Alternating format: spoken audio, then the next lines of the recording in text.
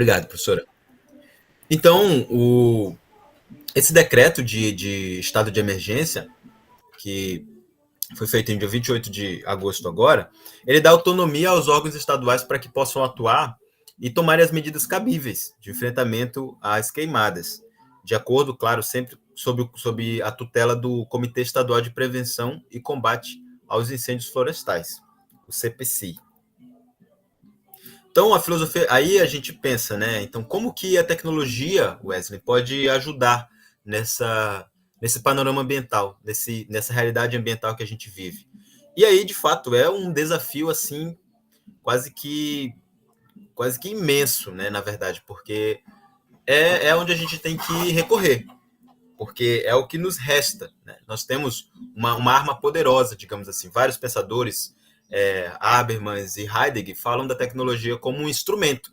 E o próprio nome já diz, se é um instrumento, eu posso utilizá-lo para o bem ou para o mal. Então, a, o perigo não está no instrumento em si como, e mais como ele pode ser utilizado. Aqui tem esse livro que eu embasei, Filosofia da Tecnologia, é uma introdução que, como a exemplo da filosofia ecológica integral, é a tecnologia, em suma, em miúdos, é a tecnologia pensada sob a luz da filosofia. Então, como que a tecnologia pode ser ética, como que a tecnologia pode ser aí pensada de maneira ontológica, metafísica e lógica também. E essa obra ela é dividida em três partes. A primeira traz uma abordagem técnica e conceitual do fenômeno tecnológico. Então, a primeira parte do livro nos introduz ao mundo tecnológico. Então, o que é a tecnologia, como que ela surgiu, e aí, então, os pensadores dizem que a tecnologia, na verdade, ela foi negada pela filosofia, né? Então, a filosofia se negou, assim, entre aspas, a trabalhá-la, então não foi objeto da filosofia, assim como a ética, o Ranjonas vai falar, não foi objeto durante muito tempo, somente apenas a partir do século XX que a tecnologia, e aí do século XX já a tecnologia já havia feito várias coisas, né, boas e ruins, foi que pensaram, não, ela tem que ser pensada, ela tem que ser refletida. Então traz aí um conceito tecnológico da filosofia. Depois traz uma análise minuciosa da tecnologia e suas diversas dimensões. Então, como que ela pode, como que ela é destrinchada, né, para ver seus benefícios também. E a terceira parte é uma revisão de tópicos importantes da relação entre tecnologia e a sociedade. Então, como que a tecnologia pode ser bem aceita e bem vista na sociedade, suas contribuições. Então, as reflexões do livro Filosofia da Tecnologia diz o seguinte, que a tecnologia, primeiramente, vem essa questão. A tecnologia é uma ciência física aplicada? E aí os pensadores dizem assim, olha, tem uns que dizem que sim, outros dizem que não. Os prós vão dizer que ela é sim uma filosofia, uma ciência física aplicada, porque ela tem resultados. Então, para ser aplicado, para ser considerado aplicado, tem que ter resultados. Então eles dizem, né, os vários avanços tecnológicos têm aplicações, foram aplicados, têm resultados. Então é uma ciência, sim, física aplicada. Os contras vão dizer que não é por quê? Porque a tecnologia ela é somente uma utopia, digamos assim, que ela não tem assim. Eles consideram o quê? Consideram que filosofia, que a aplicação está relacionada ao termo de ter mais, digamos assim, mais resultados bons, benéficos do que maléficos. Então, esses contra, que dizem que a tecnologia ela não é uma ciência física aplicada, são meio que, o livro vai dizer, né, são meio que tecnófobos, né? Tecnofóbicos ou tecnófobos, porque tem medo da tecnologia, porque vê que ela mais, segundo eles, que ela mais criou contendas e destruição, ela foi mais nociva do que benéfica. E o livro fala que também já é uma realidade. Então a tecnologia já é uma realidade, é inegável, né? Hoje mesmo tive que recorrer à tecnologia, né? Fiquei aqui sozinho com meu sobrinho e tive que deixar ele meio que interter ele, e aí liguei a TV e coloquei um filme lá para ele assistir, foi o que deu tempo aqui, deu fazer as reflexões. Então a tecnologia ela já é uma realidade. Nossa, a gente não vive sem tecnologia. Por exemplo, um exemplo mesmo é quando, semanas atrás aqui, deu um apagão total, né? Total no estado de Rondônia e também no Acre. Então, sem internet, sem energia, né? As pessoas ficaram assim quase que, sei lá, ficaram meio que desnorteadas, de fato desnorteadas. Então a tecnologia ela já é uma realidade e cabe a nós pensarmos e refletirmos para viver essa realidade. Porque nós estamos no antropoceno, segundo o historiador Yuval Noah Harari, em seu livro 21 lições para o século XXI, ele trata desse tempo. Ele fala, olha, a gente está em transição, segundo ele, a gente está em transição do antropoceno, do antropocentrismo, para o tecnocentrismo. E ele fala o porquê, né? Ele diz, olha, o homem ele ainda se vê como o centro do mundo, né? Das reflexões, porque ele detém realmente esse poder, essa razão. No entanto, isso na teoria. No entanto, na prática, o que a gente percebe é um tecnocentrismo, ou seja, o homem está dando o seu poder de tutela, conferindo o seu poder de tutela à tecnologia, no caso, algo que ele mesmo criou, segundo o Harari, né? Algo que ele mesmo criou. E aí a gente entra na era da tecnologia, do tecnocentrismo, onde tudo é feito pela técnica. Nós já temos aí como exemplo, com o avanço da inteligência artificial, nós temos aí que ela é aplicada em várias áreas, na medicina, por exemplo, computadores fazem diagnósticos, levantamento de dados melhores e mais confiáveis, com uma margem de erro menor, bem menor do que os médicos, né, os próprios humanos. A gente vê aí na robótica, nos automóveis, os carros aí, o famoso carro ético, né, o carro automóvel que dirige sozinho. Então, assim, são aplicações da tecnologia que são, no entanto, perigosas ou curiosas, na verdade. Mas por aí a gente vê a hegemonia da IA, da inteligência artificial, dos algoritmos. Depois temos tecnófobos, né, que é um erro de digitação, e tecnófilos, ou seja, aqueles que são aversos à tecnologia ou aparentam uma certa aversão, mas eu aqui reformulo e não digo que é uma aversão, eu digo que é apenas um receio, entende? É um receio, porque quando a gente está diante de algo muito poderoso, a gente tem que temer aquilo. Não temer, mas a gente tem que ser parcimônios, né, diante daquilo. Por quê? Porque traz uma contingência muito grande. Ou seja, se eu estou diante de uma arma muito poderosa, essa arma ela pode muito bem me aniquilar ou fazer com que eu que eu traga soluções, né? Então é apenas uma contingência.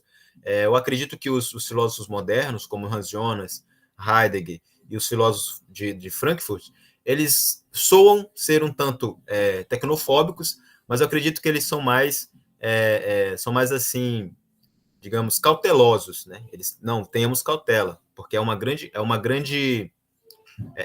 poder, né? É um grande poder. Ele usa como se fosse essa expressão, né? São armas na mão de macacos. Armas na mão de macacos. Por quê? Porque detém um poder muito grande, né, de destruição. Então, a tecnologia, o livro Filosofia da Tecnologia fala que a tecnologia foi um tópico negligenciado, como eu já disse outrora, né, por um período significativo na filosofia. A filosofia, ela não, por muito tempo, ela não se preocupou em refletir as ações e as contribuições da tecnologia. Tanto que a Dora Kaufmann, em seu livro Desmistificando a Inteligência Artificial, de 2022, ela vai dizer que a grande dificuldade que a gente encontra é a interdisciplinaridade entre as ciências. Porque, por exemplo, ela diz assim, um cientista, eu vou usar o termo programado, mas não é pejorativo, a sua formação é fazer aquilo, é construir um processo e embutir algoritmos que façam essa determinada tarefa. Mas ele não está preocupado, e também ele não foi ensinado a preocupar-se com as implicações éticas daquele programa, né? daquele seu processo, daquela sua fabricação, digamos assim. Então, uma grande interdisciplinaridade, ou seja, fazendo com que os cientistas tenham assim formação filosófica para que pensam sobre suas ações, faz com que a gente possa ter aí, quem sabe, uma virada nesse paradigma social. Porque a tecnologia foi pensada apenas a partir do século XX, né? Somente no século XX que ela se torna o centro dos debates filosóficos. E aí o século XX, já depois das grandes guerras, né, então depois de vermos aí o poder destrutivo da tecnologia e da técnica, aliada à razão dominadora do homem, foi que a gente foi tentar, né, e graças a Deus, refletir sobre a tecnologia. Então, ela traz uma abordagem geral da tecnologia, sem considerar suas múltiplas facetas e implicações.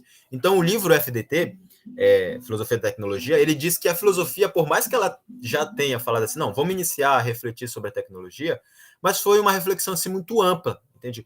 Não foi uma reflexão minuciosa, como é a filosofia ecológica integral, que é pensar o objeto de estudo a partir de dos vários aspectos da filosofia. Né? Então foi só assim, uma reflexão bem ampla, uma abordagem bem geral, sem considerar as implicações e as facetas. Então ele vai dizer que o processo tecnológico ele deriva de uma complexidade, tem uma complexidade tecnológica, que emerge primeiro da elaboração do projeto. Então, a complexidade é complexo elaborar, por exemplo, um projeto tecnológico, e também a relação com a sociedade. Então, são esses dois aspectos que fazem com que a ética, digamos assim, na inteligência artificial ou a ética na tecnologia seja um ponto de reflexão muito desafiador. Porque você tem que pensar em várias coisas. Né? Então, para que é esse fim? Para que é esse programa? Como que ele pode ser melhorado? Quais são a famosa caixa preta? Né? A caixa preta é um grande desafio da IA. A caixa preta, os cientistas dizem que justamente os cientistas não sabem, os cientistas desenvolvedores de IA, eles não sabem explicar como que a IA aprende. Então, o black box, que a Dora Kaufman vai dizer, é justamente isso. Eles não sabem, eles só sabem que os algoritmos de inteligência artificial têm, por meio do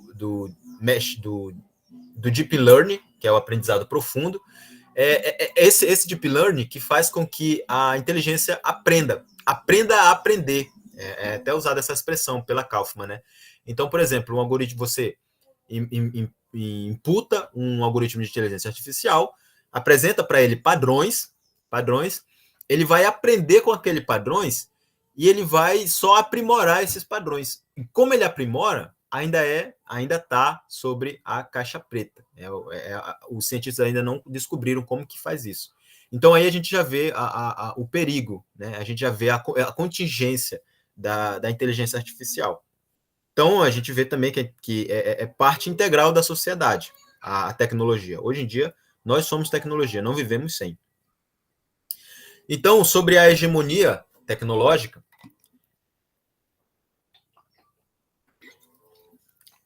a divisão dos processos de fabricação são automatização, né, e a especialização.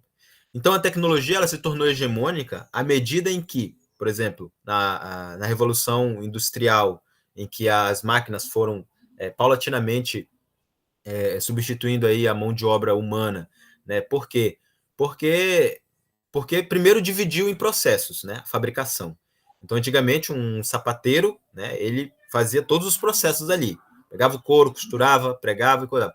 Antigamente, aí depois foram dividindo. Então, você só faz isso. E nas grandes fábricas, a pessoa só aperta um parafuso e não sabe nem para que está apertando aquele parafuso, para que aquilo serve, embora não fosse facultado para ele pensar aquilo, ele só fazia aquilo. E agora as máquinas muito menos fazem isso, porque elas fazem de maneira mais rápida, mais especializada e mais produtiva. E infelizmente não tem, né? A máquina ela não tem esse processo de pensar, esse processo criativo que é, graças a Deus, né? Por enquanto, é somente um atributo nosso. Então, a automatização e a especialização e a divisão do trabalho fizeram com que a tecnologia se tornasse hegemônica. Então, a tecnologia, a interação entre seres humanos, vai dizer lá no FDT, a interação entre os seres humanos, a interação entre as pessoas e os diferentes mecanismos são por demais complexos e sutis para impedir o abuso de poder. Então aqui o FDT ele propõe que somente a gente vai resolver esse problema do medo da tecnologia se a gente conservar as interações sociais, as interações entre o ser humano e mais uma interação benéfica, sabe? Uma interação assim parcimônica, uma interação sem demasia, sem exageros, para que realmente possa impedir esse abuso de poder, para que realmente isso que a gente teme, segundo Hans Jonas, esse medo que a gente tem futuramente não venha a se tornar realidade, que eu acho também muito difícil.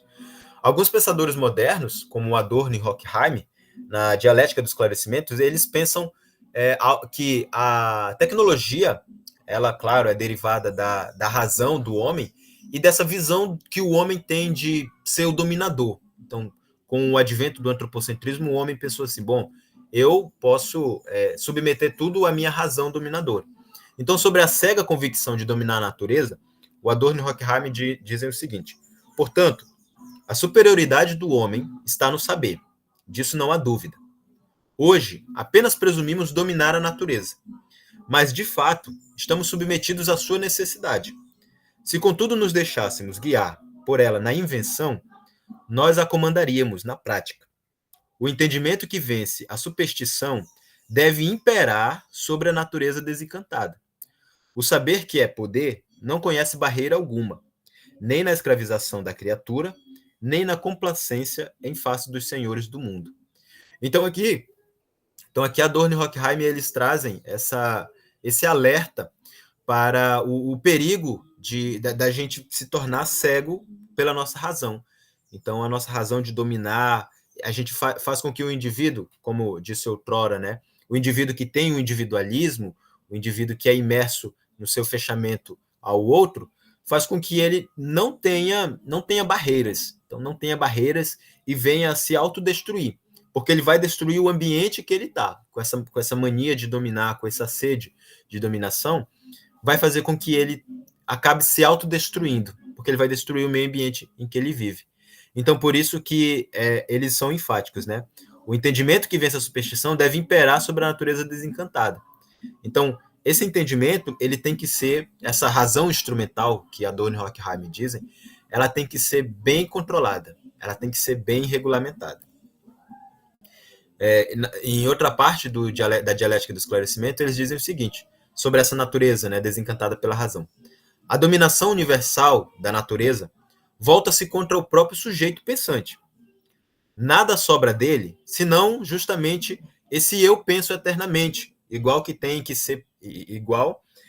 poder acompanhar todas as minhas representações. Sujeito e objeto retornam-se. Sujeito e objeto tornam-se ambos nulos, o que parece como triunfo da racionalidade objetiva. A submissão de todo o ente ao formalismo lógico tem por preço a subordinação obediente da razão ao imediatamente dado. Então aqui ele vai falar um pouco sobre como que esse sujeito ele não consegue se autolibertar dessa dominação que ele mesmo se impõe. Então a gente vê que, por exemplo, se esse sujeito ele se autossabota, ele não tem essa liberdade, essa autonomia de pensar fora da sua razão, ele muitas vezes dificilmente ele vai poder se abrir a novos horizontes. Ele vai dificilmente se abrir a reflexões da sua conduta. Então, por isso que o Adorno e Horkheim dizem que o sujeito e o objeto se tornam nulos, ou seja, eles se aniquilam. Por quê? Porque o indivíduo que aniquila a natureza desencantada, ele vai se auto-aniquilar também. Outro pensador alemão, o Wilhelm Habermas, na Técnica e Ciência como Ideologia, ele vai falar sobre o mau uso da técnica e da tecnologia. Ele diz o seguinte, hoje, a dominação eterniza-se e amplia-se, não só mediante a tecnologia, mas como tecnologia. E esta proporciona a grande legitimação ao poder político expansivo, que assume em si todas as esferas da cultura. Neste universo, a tecnologia proporciona igualmente a grande racionalização da falta de liberdade do homem e demonstra a impossibilidade técnica de ser autônomo, de determinar pessoalmente a sua vida. Então aqui o o Habermas, eu só fundamento, né, com o Habermas o que eu acabei de explicar anteriormente. Então, todos os filósofos modernos que pensam sobre a tecnologia, sobre a técnica, né, o seu avanço, a sua contingência, eles têm sim convergências. Eles convergem no seguinte: primeiro, que a técnica é um meio inventado e produzido pelos homens, isto é, um instrumento de realização de fins industriais. Então, se é criado pelo homem, e o homem sendo um pouco mais pensando somente em si, vai propor a utilização dessa técnica somente para o seu próprio bem. Somente para o seu próprio bem. Então, o Habermas diz que a técnica ela é contingente para o ser humano, assim como o fogo foi para os humanos, né? O Prometeu. Então, Prometeu foi lá no Olímpico, buscou o fogo, que foi a sabedoria, a técnica, e deu ao homem. Ele deu ao homem o poder, o máximo poder de dominar. E é esse poder, o Habermas e Adorno e Horkheim atribuem à razão. Então, a nossa razão ela é esse fogo do Prometeu. Ela é esse fogo que pode muito, muito bem ser benéfico para nós ou ser maléfico. O segundo ponto em que os filósofos modernos convergem, né, eles entram em consenso, é que a técnica moderna ela é uma aplicação prática da ciência moderna da natureza. Então, a técnica ela é uma aplicação prática daquilo que a ciência vê na natureza. Então, a ciência, por meio da técnica, ela aplica esse instrumento para que possa ser extraído, né, as coisas da natureza. Então, o homem, por meio da técnica, ele usa e domina a própria natureza. No terceiro ponto, é que a técnica industrial ela é fundada sobre a ciência. Ela tem esse domínio particular no interior da civilização. Depois, a técnica moderna, por ser como uma constituição progressiva e gradual, aperfeiçoada da velha técnica artesanal. Então, eles vão dizer que o que é a técnica moderna?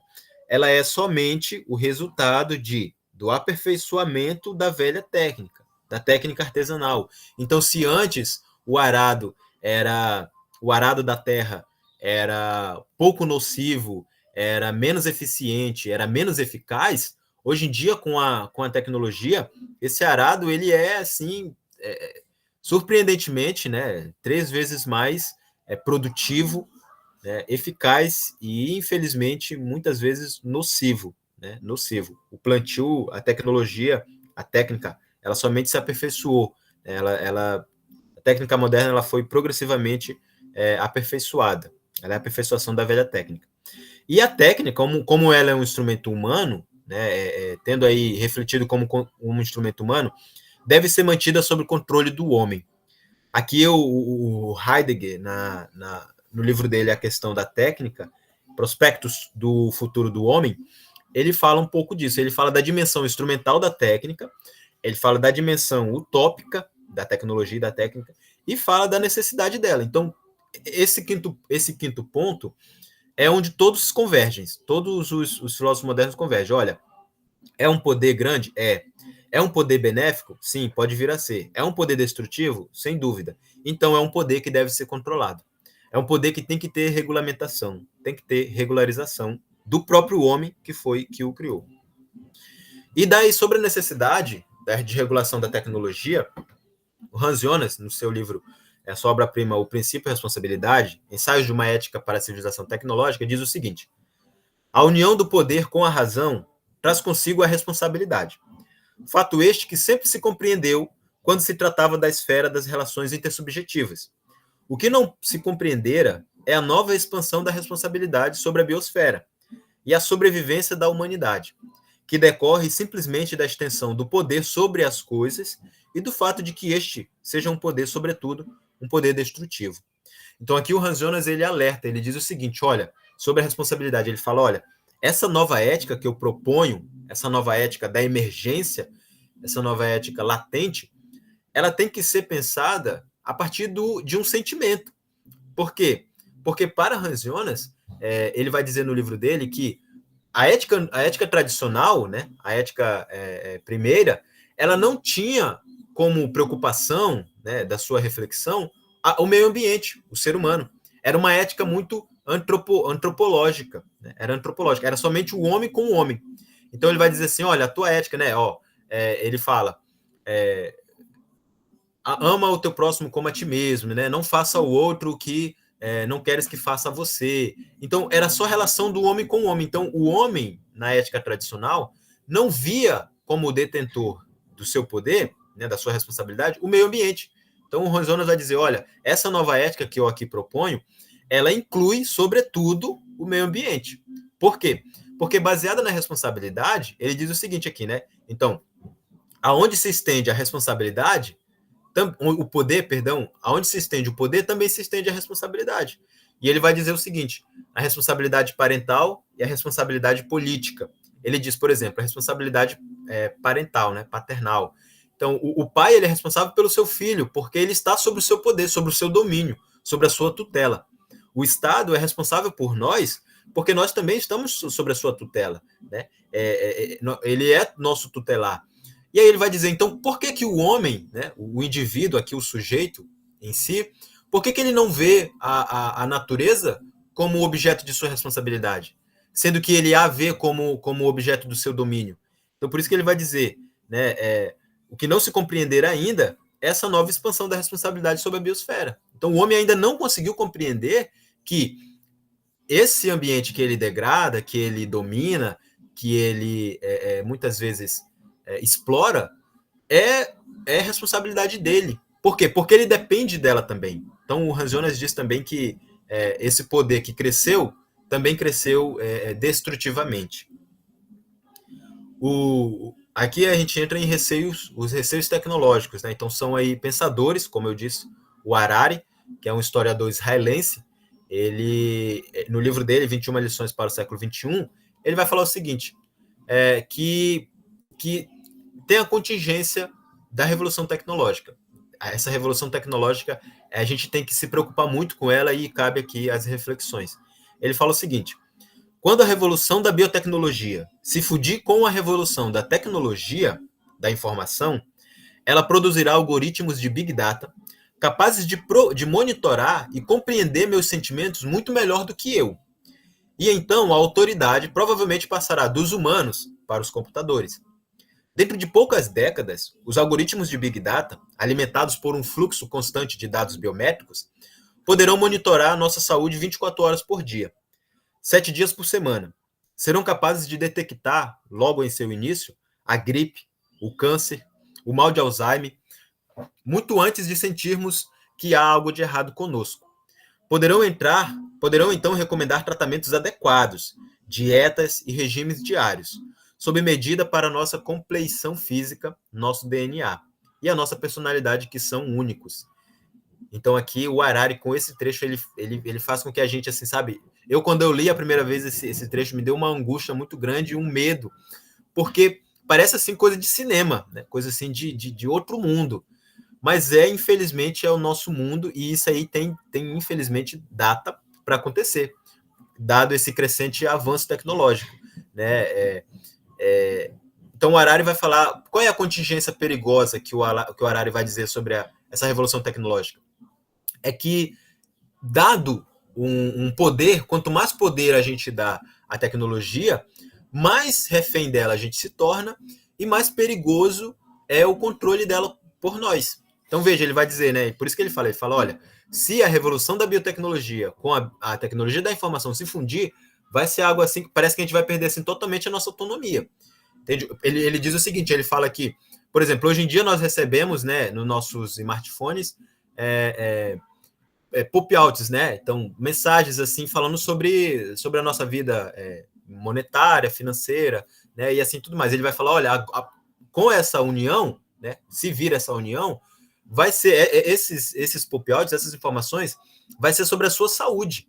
E aí ele diz, você não, aí agora que está o perigo, você não vai poder ignorar as mensagens como ignora mensagens do e-mail, né? Porque essas mensagens que é referente à sua saúde, que é referente à sua compleição física, né, ao seu bem-estar físico, não vai ser compartilhado só com você, vai ser compartilhado com quem tem a tua tutela, por exemplo, com o seu patrão. E aí ele vai saber se você está se cuidando ou não. E aí, claro, pode vir consequências, você pode vir a perder o seu emprego e tudo mais. Então, a gente vai estar num sistema panótico, segundo o Harari, né? Então ele vai falar, olha, se essas duas revoluções se fundirem, vai ser um sistema panóptico global. Um outro exemplo que o Harari dá é que, por exemplo, ele fala assim que os streaming, né, as plataformas de streaming, com o algoritmo de inteligência artificial que eles têm, conseguem sugerir para nós, né, filmes, séries baseadas na nossa escolha. Mas ele fala o seguinte, ele diz assim, essa escolha ela só tem uma margem de erro, a margem de erro ela só é grande, por quê? Porque não fundiu ainda a revolução biotecnológica. Ele vai dizer assim, por exemplo, você pode mentir, dizer que assistiu aquele filme muito bom e tal, e dar aquele ok naquele filme. O algoritmo vai entender que você compreendeu aquele filme e gostou. E ele, baseado nesses dados que você dá, nessa informação que você dá para ele vai sugerir mais semelhantes séries, né, semelhantes filmes. Aí o Harari vai dizer o seguinte, se a gente colocar uma câmera nesse algoritmo, né, nessa televisão, o algoritmo de inteligência artificial vai poder ver se você realmente, se a sua expressão facial realmente foi de felicidade ou de tristeza. Aí já mais uma informação para o algoritmo de inteligência artificial. Aí ele diz, e vamos além, o Harari fala, né? Vamos somar a essa informação um dado biométrico, por exemplo, um dado biométrico seu. O algoritmo de inteligência artificial vai poder perceber como cada cena, cada foctograma impactou no seu batimento cardíaco, na sua pressão sanguínea. Então, ele dá até um exemplo, ele fala assim, nesse sistema, né? Se você assiste um filme de terror, que uma cena muito, muito forte, o algoritmo, os seus batimentos cardíacos, você não pode negar eles. Você não pode mentir, não tem como você mentir. Então, o Harari vai dizer que a inteligência artificial ela só não tem mais dados, só não é mais aprimorada, porque a gente não dá esse dado para ela. Ainda não tem essa revolução tecnológica, ele vai dizer. Então, o poder da inteligência artificial, né? É uma ameaça ou é um perigo? O Harari diz mais na frente, né, que engenheiros estão desenvolvendo um software que detecta emoções humanas com base nos movimentos dos olhos e dos músculos faciais. Acrescente uma boa câmera ao aparelho de televisão, e esse software saberá quais cenas nos fizeram rir, quais cenas nos deixaram tristes e quais cenas nos entediaram. Em seguida, conecte o algoritmo a sensores biométricos e ele saberá como cada fotograma influenciou nosso ritmo cardíaco, nossa pressão sanguínea e nossa atividade cerebral. Quando você ri, um riso forçado, está usando circuitos cerebrais e músculos diferentes do que quando ri de verdade. Normalmente, humanos não são capazes de detectar a diferença, mas um sensor biométrico seria. Um sensor com algoritmo de inteligência artificial, com deep learning, que aprende a aprender, certamente detectaria com muita facilidade. Então, a IA ela tem essas três, segundo a Dora Kaufman, né, ela tem essas duas características que fazem com que ela seja o que ela é hoje em dia. Né? O deep learning, que é o aprendizado profundo, ela aprende a aprender, e o machine learning, que é o aprendizado de máquina, que é essa possibilidade que ela tem de entender padrões. Então, ela entende tarefas. Por exemplo, o GPT, que é uma tecnologia de propósito geral, né, essa é a tradução. O GPT ele consegue fazer fazer tarefas, mas são tarefas lógicas. Então é aqui que está por que os tecnófilos, né, os amigos da tecnologia, que não tem tanto medo assim da tecnologia, falam. Por que está tão distante ainda, né, da tecnologia se tornar assim dominadora da gente? Porque tem atributos que são só nossos. Tem atributos que somente nós humanos temos. Por exemplo, a IA ela conseguiu, por isso que ela é uma inteligência artificial, né? Ou seja, ela tem atributos inteligentes. Por quê? Porque o Deep Learning, eles têm redes neurais, que são baseadas nas nossas redes cerebrais. Então, por isso que ela consegue fazer isso. No entanto, ela se limita ao campo lógico. Então, a IA, que iniciou aí com o teste de Turing, né, aquele teste matemático, então é muito lógica. Então, a IA ela ainda não tem criatividade, não tem aí sentimentos. Então, se você fizer uma pergunta muito subjetiva ao GPT, ele não vai saber te responder. Por exemplo, se você quiser um dado de Rondônia ou da Amazônia, ele vai usar Ele vai usar logicamente os dados que ele tem. Mas se você pedir algo mais cultural, né, e aqui vem a palavra da cultura, né, mais cultural, mais regional, ele não vai saber, porque ele não tem esse poder, não tem essa criatividade, não tem esse atributo que é do ser humano. Então a Dora Kaufman ela diz o seguinte, que em contrapartida, para Marvin Minsky, que é um dos pais da IA, os atributos antes relacionados somente aos humanos estão paulatinamente sendo empossados pelas máquinas de inteligência artificial, à medida em que a técnica de aprendizado profundo, Deep Learning, permitem aos sistemas de IA a possibilidade, ainda que limitada, né? Então, ainda que limitada, de aprendizagem e raciocínio.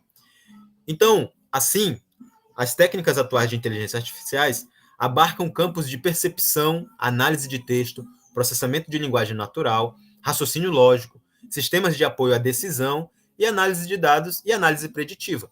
Então, a inteligência artificial, os algoritmos de inteligência artificial, por enquanto, né, e aí a gente usa essa expressão com muito receio, por enquanto, estão somente nesse campo.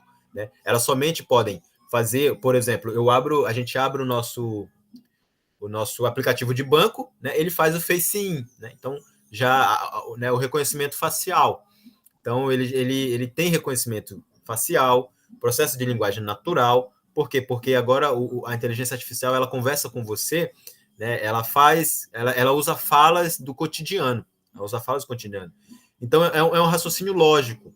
Então sistemas de apoio à decisão e análise preditiva. Por quê? Porque a análise preditiva é a maior característica dos algoritmos de IA, né? Por quê? Porque por ser um algoritmo lógico, o que a lógica faz? A lógica ela segue padrões, né? Então por isso que um discurso, uma ação que a gente considere ilógica é aquela ação que não segue um padrão.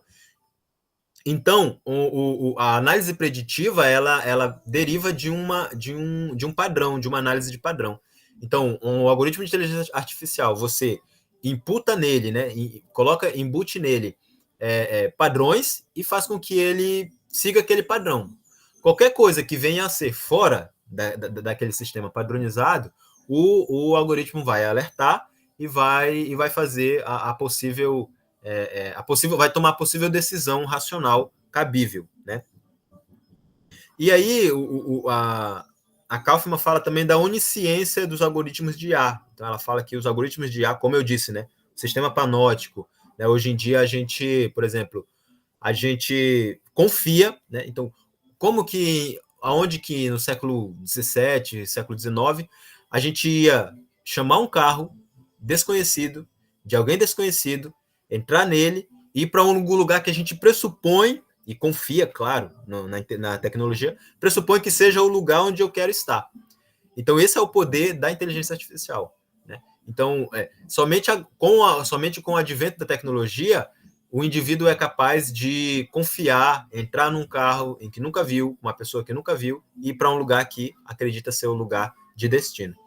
Então, da onisciência dos algoritmos de IA, a Kaufman diz o seguinte: eles estão igualmente presentes nos diagnósticos médicos, nos sistemas de vigilância, na prevenção a fraudes, nas análises de créditos, nas contratações de RH, na gestão de investimentos, na indústria 4.0, no atendimento automatizado, né, o chatbot, bem como nas estratégias de marketing, nas pesquisas, na tradução de idiomas, no jornalismo automatizado, nos carros autônomos, no conteúdo físico e virtual, nos canteiros de obras, nas perfurações de petróleo e na previsão de epidemias.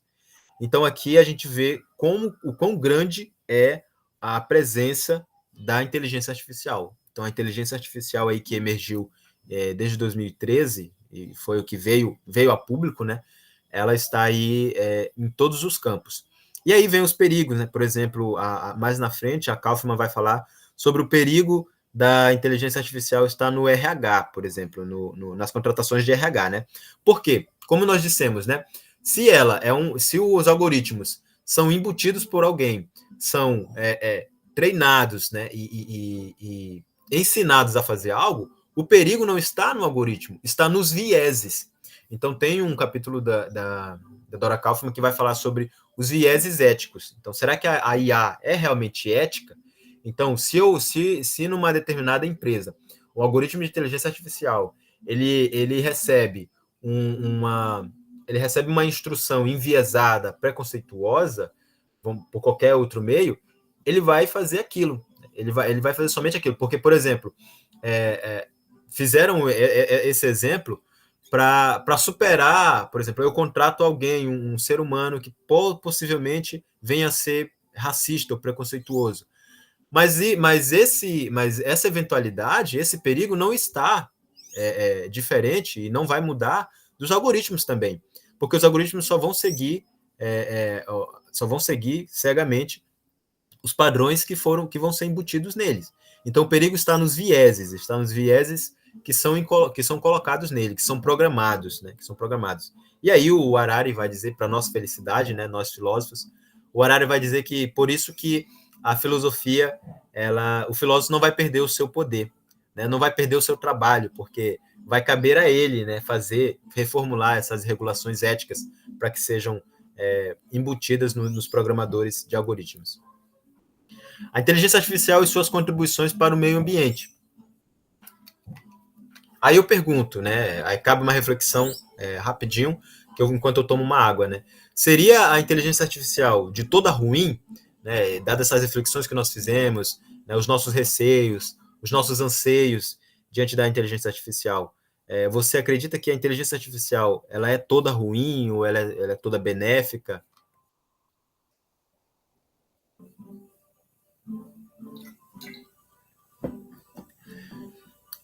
Fato é que ela necessita de uma regulação humana, por ela ser um programa, né, uma máquina, ela necessita de regulação humana, necessita de programação humana.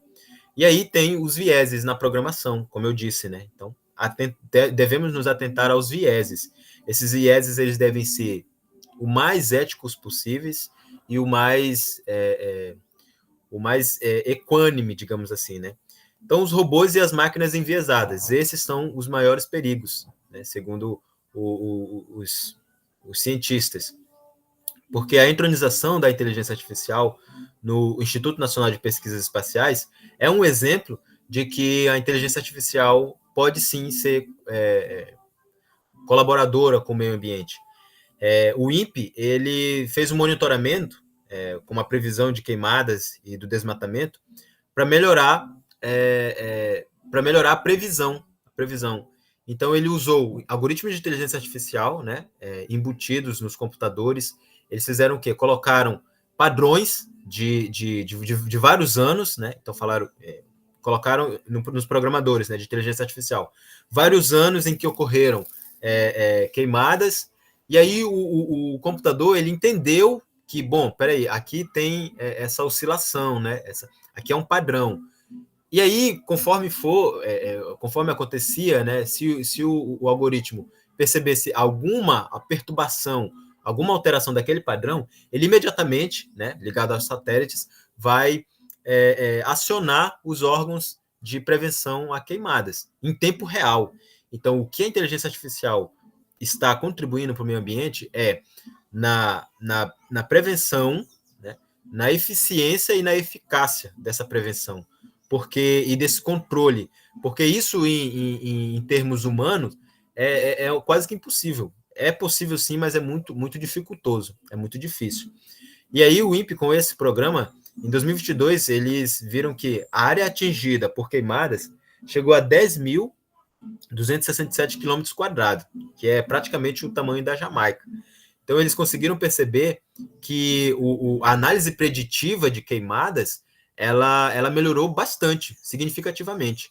Então, foi mais rápido, mais preciso, porque, dado os algoritmos de inteligência artificial, o machine learning, o deep learning, a margem de erro diminuiu bastante, embora tenha alguma, né? Porque a gente, como viu no Harari, né, a margem de erro ela é diretamente proporcional à seção de dados. Ou seja, quanto mais dados eu cedo ao algoritmo de inteligência artificial, menor será a margem de erro da análise preditiva desse algoritmo.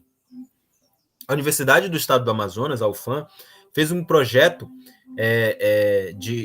na criação de um dispositivo de inteligência artificial, com inteligência artificial, né, que é chamado Curupira High Tech. Esse Curupira High-Tech, ele faz uma detecção em tempo real com sensor de inteligência. Wesley, só um instantinho. Você consegue encerrar em 5 minutos? Para que a gente possa dar palavra aos convidados também, por favor? Consigo sim. Obrigada. De nada.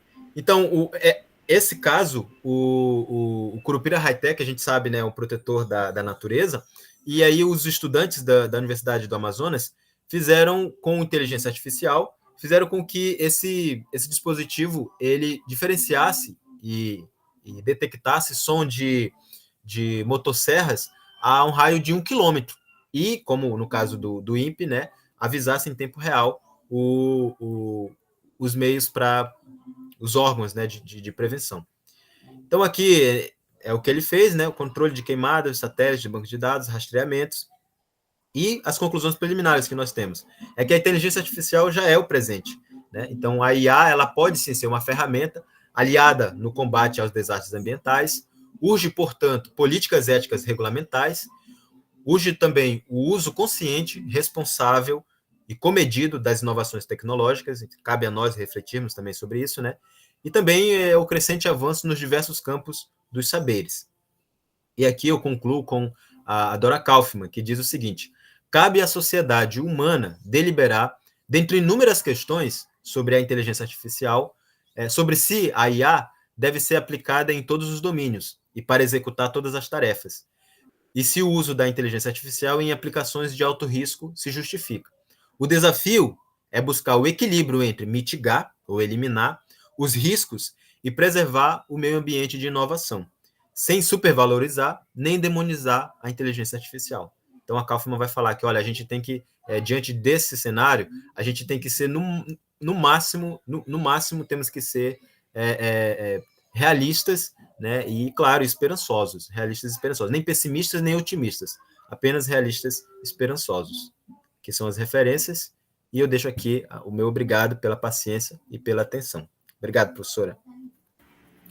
Obrigada, Wesley. Com certeza nós viajamos pela realidade em que nós nos encontramos e com uma excelente fundamentação teórica que nos ajuda nessa compreensão da relação do sistema, do ambiente que nós nos encontramos com a inteligência artificial. Então, Wesley, agora vamos ouvir os comentários dos participantes. Nós tivemos várias pessoas que já estão aqui conosco. Sejam todos e todas bem-vindos. E a palavra está em aberto para comentários, perguntas, considerações referentes a esse tema que estamos nos propondo hoje.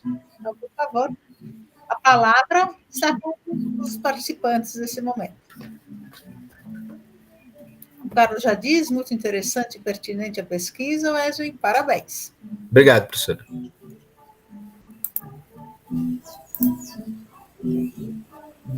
Era para eu deixar a apresentação lá? Desculpa, não perguntei. Não, acho que pode deixar em aberto, podemos abrir as câmaras, assim podemos nos ver e possamos fazer uma roda de conversa, né? Mesmo que seja online, nós podemos conversar sobre esse tema que é muito pertinente à nossa realidade, todos nós mais ou menos passamos, temos experiência dessa realidade e podemos aqui tecer as nossas considerações. A palavra está em aberto.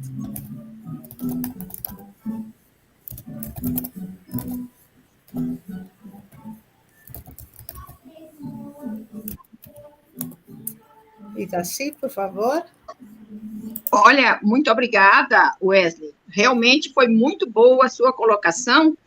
E o que eu percebi ao longo já agora no finalmente da sua colocação, quando você fez aí a síntese final, o resumo final, é a responsabilidade humana, como que nós temos que amadurecer mais para a gente dar conta desse procedimento, né, que é a IA, mas que vale a pena. É um crescimento humano, né? Sim. Obrigada, irmã Itaci. Renato, levantou a mão também. Olá, bom dia a todos que estão nos ouvindo aí, né? Parabéns, primeiramente, ao Wesley pela apresentação, né? Várias reflexões, vários pontos aí, né, que ele trouxe. essa atualização também é importante para o momento, né, que nós estamos vivendo, especialmente os dados que o Wesley apresentou aqui em Porto Velho, no estado de Rondônia, né, todo esse reflexo, como que a tecnologia pode contribuir com isso, né? É interessante essa reflexão de que, às vezes, a gente tem, né, como o Wesley bem apresentou, diversos teóricos, né, por um lado, há essa tendência de demonizar, né, de colocar a tecnologia como algo totalmente mal. Não, a tecnologia também pode, de fato, ser utilizada para ações, né, que sejam benéficas para a humanidade, né, e como a gente tem, né, as provas ao longo dos séculos, né, tanto a técnica, né, tanto ela se aprimora, traz contribuições, contribui para o processo de melhoria da vida humana, na medicina, em vários outros campos, como também, né, traz inúmeras outras consequências, né? Então, faço essas reflexões e está bem no campo da filosofia trazer esse debate, como bem o Wesley trouxe, e ponderar, né, todas as possíveis contribuições e os possíveis ajustes que precisam ser feitos. E como disse o Wesley, né, a inteligência artificial, a tecnologia, de fato, precisa dessa moderação humana, né, essa moderação moral, e a filosofia está aí justamente para trazer essa reflexão e essa contribuição, e parabenizar, né, mais uma vez o Wesley pela belíssima exposição, reflexões extremamente necessárias, e também parabenizar a Rede Internacional de Filosofia Ecológica Integral, né, por estar trazendo sempre esses debates tão interessantes, né, para o nosso momento atual. Mais uma vez, parabenizar a todos aí, parabenizar também a Cláudia aí pela mediação e acompanhamento.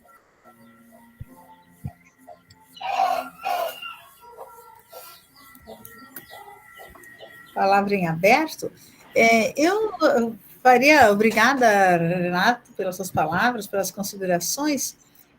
Eu diria, mas você que tem um referencial teórico bastante robusto, me parece, e pela experiência de todos aqui, mas quando a gente lê alguma coisa sobre inteligência artificial, nós temos aí esse relatório que foi lançado, eu não sei bem o ano que foi lançado, mas é a Comissão Europeia lançou o Plano de Ação para a Educação Digital de 2021 a 2027, e eles colocam, e nesse plano, eles colocam duas prioridades estratégicas: promover o desenvolvimento de um ecossistema de educação digital altamente eficaz e reforçar as competências digitais para a transformação digital. E aí, aqui no Brasil, está aí presente, a partir desse relatório, ou baseado nesse relatório, a Política Nacional de Educação Digital, que é de 11 de janeiro de 2023. Quando a gente lê alguma coisa ou conversa sobre isso, há sempre uma abordagem do sistema digital, do ambiente digital. Como é que você vê essa relação com o ambiente ecológico, né? Vamos dizer, com o ambiente da natureza? Porque a primeira impressão que a gente tem é que quando falamos de ambiente, quando falamos de ecologia, nós pensamos na natureza, rio, mar, terra, os 4 elementos da natureza, que também existem teóricos, por exemplo, a Herrero Lopes, se eu não me engano, da Espanha, ela trabalha a alfabetização ecológica a partir desses 4 elementos. Mas a inteligência artificial aborda o ambiente tecnológico. Como é que você vê essa relação, Wesley, do seu ponto de vista?